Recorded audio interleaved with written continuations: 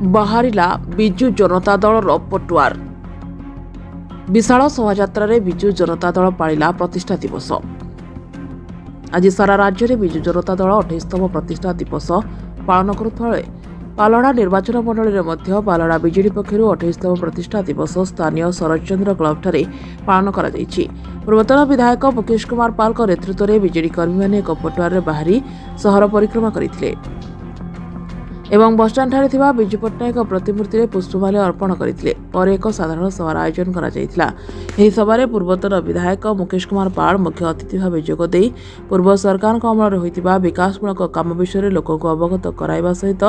ବର୍ତ୍ତମାନର ସରକାରଙ୍କର ମିଛ ପ୍ରତିଶ୍ରୁତି ଏବଂ ପୂର୍ବ ସରକାରଙ୍କର କାମକୁ କିଭଳି ଭାବେ ନିଜର କହି ବାହାବା ନେଉଛନ୍ତି ସେ ସମ୍ପର୍କରେ ଲୋକଙ୍କୁ ସଚେତନ କରିବା ପାଇଁ ଆହ୍ୱାନ ଦେଇଥିଲେ। आज विजु जनता दल 28तम प्रतिष्ठा दिवस गतकाली 27 वर्ष शेष हो आज 28 वर्ष पदार्पण कर जो विजु जनता दल को आज ओडिशावासी एत भल पाइबा दीर्घ 24 वर्ष धरी क्षमता प्रदान करते जो प्रभात पुरुष विजु बाबू ना दल प्रतिष्ठा होता आज निरवच्छिन्न भाव में 28 वर्ष आज पदार्पण कर निरवच्छिन्न भाव में 24 वर्ष शासन गादी थिला एवं आज महत्व हो आज सारा ओडिशा रे आमर पूर्वतन मुख्यमंत्री नवीन पट्टनायक नेतृत्व में आह्वान क्रम कार्यक्रम चली पालना निर्वाचन मंडल कार्यक्रम चली आमर गोटे कथा माननीय पूर्वतन मुख्यमंत्री एवं विरोधी दल नेता नवीन पट्टनायक गोटे कथा जे विजु जनता दल जो आशा आकांक्षा नहीं तैयारी होता जनसाधारण सेवा करने आज क्षमतार आम थाऊ न थाऊ गोटे लक्ष्य अच्छी जनसाधारण कार्यक्रम करने सेवा करने ये आह्वान आज मुझे देवी एवं आमर वार्ता पूर्वतन मुख्यमंत्री देइछंती जे ओडिशावासी को 24 वर्ष दीर्घ शासन देलापर आज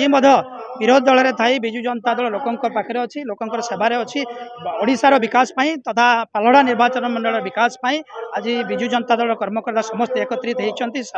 तृणमूल स्तर में समस्ते रहीकि कार्यक्रम करेंगे और विजु जनता दल मान को बढ़ेबे पुणी विजु जनता दल केमिति आगामी दिन क्षमता को आसीबो एवं जनसाधारण को लाभवान हम ये वार्ता आज देव। अन्यमानक मध्य पालड़ा ब्लॉक सभापति गंगाधर जीत सभा परिचालना करथिबा बेले सम्मानित अतिथि भाव जिला परिषद उपाध्यक्ष रश्मिता सेठी पालड़ा पंचायत समिति अध्यक्षा रीना राणी नायक कणिया ब्लॉक सभापति कैलाश चंद्र साहू पूर्वतन जिला परिषद उपाध्यक्ष इंद्रमणि गणनायक जिला परिषद सभ्या सावित्री माझी जिला परिषद सभ्य बुद्धुराम बोईपाई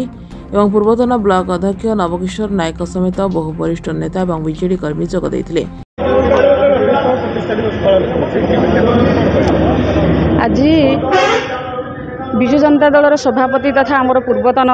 मुख्यमंत्री नवीन पट्टनायक निर्देश क्रमे आम पाललहड़ार प्रिय पूर्वतन विधायक माननीय मुकेश पाल नेतृत्व में विजु जनता दल पालन करुछि 28तम प्रतिष्ठा दिवस। आम विगत दिन में जितेबाला प्रतिष्ठा दिवस पालन करूँ नवीन बाबू सब कहते निस्वार्थपर भाव में विजु जनता दल ओडिशावासी सेवार लगी एबे मध्य पदपदवी नथिले भी ओडिशावासींकर स्वार्थ दृष्टि वर्तमान जो जुमला सरकार मिछ प्रतिश्रुति दे सरकार को आसचंती किभली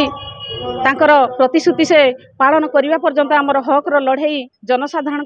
सहित रही आम ए लड़ाई आग को जारी रखिबू एवं जनसाधारण